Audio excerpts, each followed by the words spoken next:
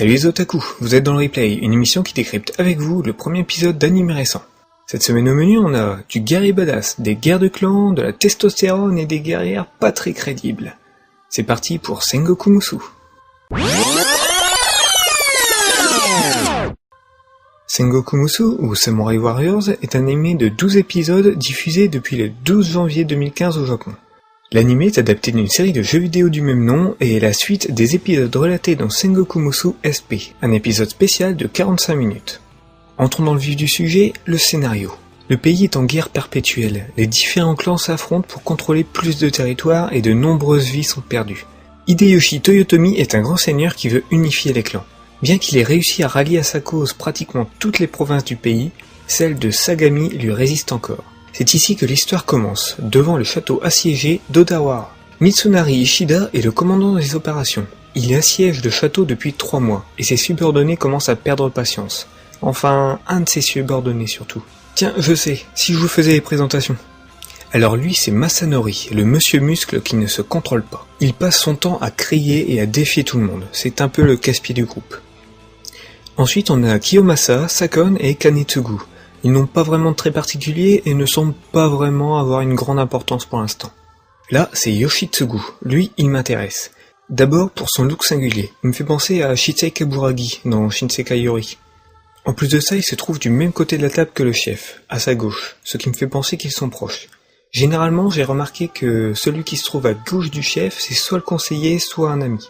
Enfin, on a Nobuyuki Sanada et Yukimura Sanada. Le clan des Sanada est directement au cœur de l'histoire, et ces deux combattants vont eux aussi se trouver au centre de l'action. D'ailleurs, il ne faudra pas bien longtemps pour voir un de ces deux-là se lancer dans le combat. Le siège a affaibli l'ennemi, mais la forteresse est bien gardée, et pour éviter les pertes inutiles, Yukimura décide d'attaquer seul. C'est à partir de là que le côté jeu vidéo est le plus présent.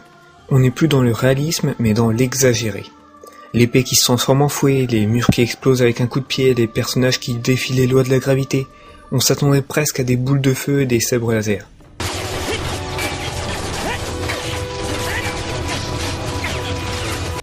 J'ai parlé de combat improbable, pas ridicule. Bref, il y a de la baston, ça se conne dessus bien comme il faut et c'est plutôt classe au final. Bien qu'un peu court. Le chef du château est battu et le dernier rempart à l'unification du pays est tombé. Tout le monde se retrouve alors pour célébrer cette victoire. Au final, qu'est-ce que je retiens de cet épisode ? L'univers du jeu vidéo est très présent, aussi bien dans les combats que dans les graphismes. Les armures très colorées m'ont tout de suite fait penser à un jeu vidéo avant même de faire des recherches sur la série. Le plus gros problème en général quand on adapte un jeu vidéo en série ou en film, c'est le scénario, qui est souvent assez vide. Ce qui est suffisant pour un jeu vidéo ne l'est pas forcément pour faire une série digne de ce nom. Là, ce n'est pas le cas. L'univers me semble assez riche et la présence de ces différents clans me fait imaginer de futurs conflits politiques. J'avouerai que j'ai un peu de mal avec ce genre d'animé. Ce n'est pas vraiment ma tasse de thé.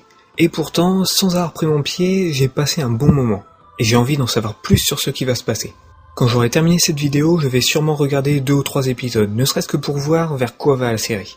D'autant plus que le visuel est bien fait, le travail graphique est sérieux et rend les combats fluides et beaux. En bref, c'est une série que je recommande. Avant tout à ceux qui ont joué aux jeux vidéo, mais aussi aux amateurs de combat. Pour les autres, il y a les guerrières un peu mouées, pas très crédibles qui pourront vous intéresser. Mais dans ce cas, autant regarder un ecchi. Au moins vous aurez ce que vous cherchez. Merci à vous d'avoir regardé ce 3e épisode du replay, mais il est temps de se quitter. Je vous souhaite une excellente journée et à la semaine prochaine.